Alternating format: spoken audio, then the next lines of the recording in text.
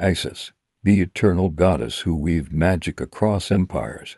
In the golden glow of ancient Egypt, where the Nile whispered secrets to the sands, there lived a goddess whose name echoed through eternity. Isis, the divine sorceress, mother, and unyielding protector. Her tale is one of love, betrayal, and magic so potent it transcended empires. Let's journey through her legend, from the resurrection of a god to her whispered influence in modern faiths. The resurrection, love beyond death. Isis' story begins with a tragedy that shook the heavens. Her beloved brother and husband, Osiris, the god of life and fertility, was murdered by their jealous brother Set, who dismembered his body and scattered it across Egypt. But Isis, with wings of a kite and a heart aflame, refused to let death claim him. She roamed the land, gathering Osiris' fragments, piecing him back together with spells so powerful they birthed the art of mummification. When Osiris breathed again,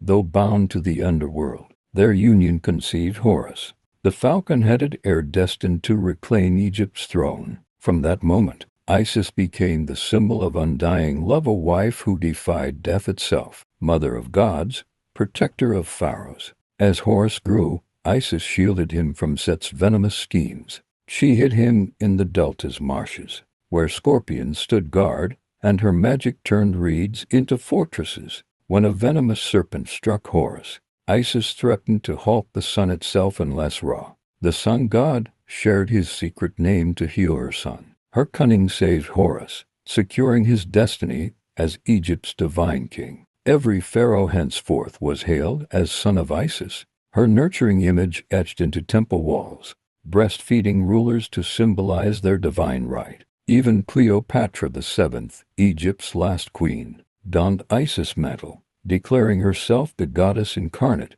lady of spells, magic in her veins. Isis' magic was unmatched. She wasn't just a healer, she was the weaver of fate. Ancient scrolls tell of her crafting the first ankh symbol of life and inventing rites to protect the dead. Her priestesses chanted incantations to cure the sick, while amulets bearing her likeness warded off evil. To wear Isis' tieth, the knot of life, was to carry her power, promise of resurrection in the afterlife. In the shadows of temples, she merged with other deities, as Hathor, the cow goddess of joy, as Sothis, the star heralding the Nile's flood, and as Demeter, the Greek earth mother searching for her lost child. Her adaptability made her universal, a goddess for all peoples, empress of the Mediterranean. When Alexander's conquests brought Greeks to Egypt, Isis evolved. Temples rose in her honor, from Philae's sacred island near Aswan to the heart of Rome.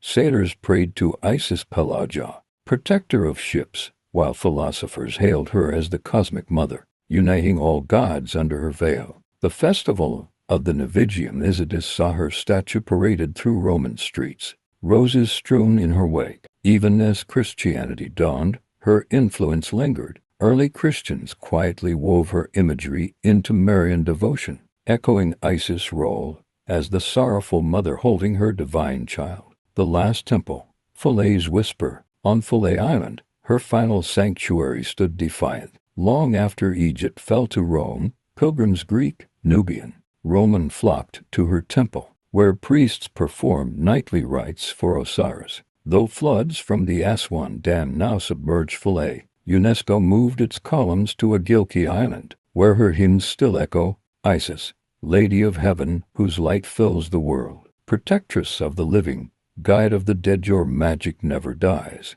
Epilogue: the goddess who never faded. Isis' cult vanished under Byzantine decrees, yet her essence endures. In tarot cards, she is the high priestess. In neo-pagan rites, the embodiment of feminine divinity. Her story of love, resilience, and cosmic power reminds us that even gods can be reborn. Fun fact: the Isis knot in her statues inspired the red ribbons tied to ancient Egyptian mummies, a symbol of her eternal protection. A tale of magic, motherhood, and empires where our goddesses' whisper still stirs the soul.